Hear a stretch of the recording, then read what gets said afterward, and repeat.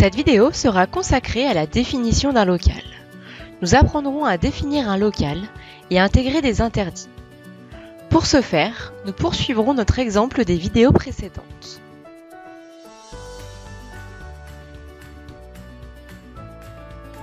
Après avoir renommé mon local, Conda 3D propose un écran de définition séparé en plusieurs zones. Type de locaux, dimensions, débit, température.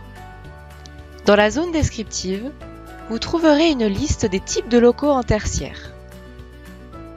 Ce choix vous fait gagner du temps puisque le logiciel propose automatiquement la vitesse terminale du jet en fin de portée et le niveau de pression acoustique maximal autorisé. Évidemment, vous avez toujours la possibilité de modifier ces informations. Ensuite, nous allons saisir les dimensions de notre local.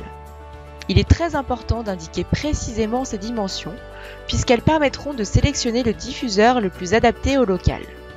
Si les dimensions ne sont pas en mètres, modifiez les unités dans Paramètres système en cliquant sur la roue crantée.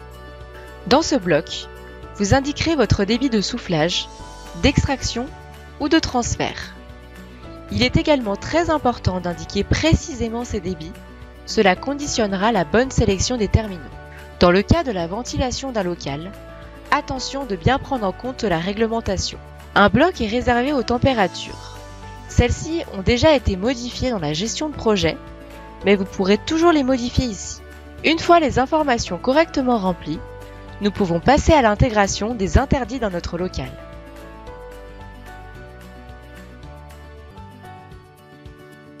L'intégration d'un interdit peut s'avérer être très utile pour prendre en compte une caractéristique spécifique du local déviant potentiellement le jet d'air ou dans le but de donner une autre forme au local, comme un L par exemple.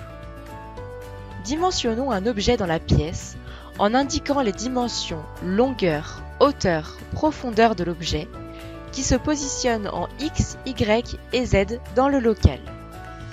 Ajoutons-le en cliquant sur l'icône plus.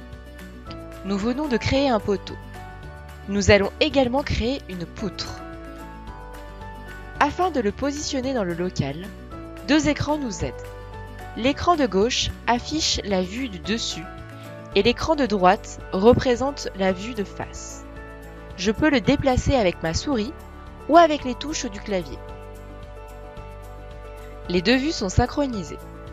À noter, si vous avez une même forme, il suffit de recliquer sur l'icône plus pour le dupliquer.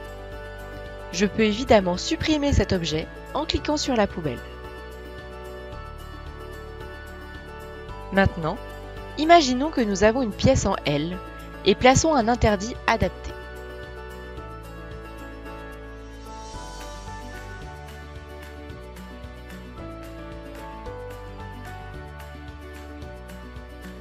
Validons l'interdit. Une fois la pièce dimensionnée, regardez la prochaine vidéo pour sélectionner les terminaux.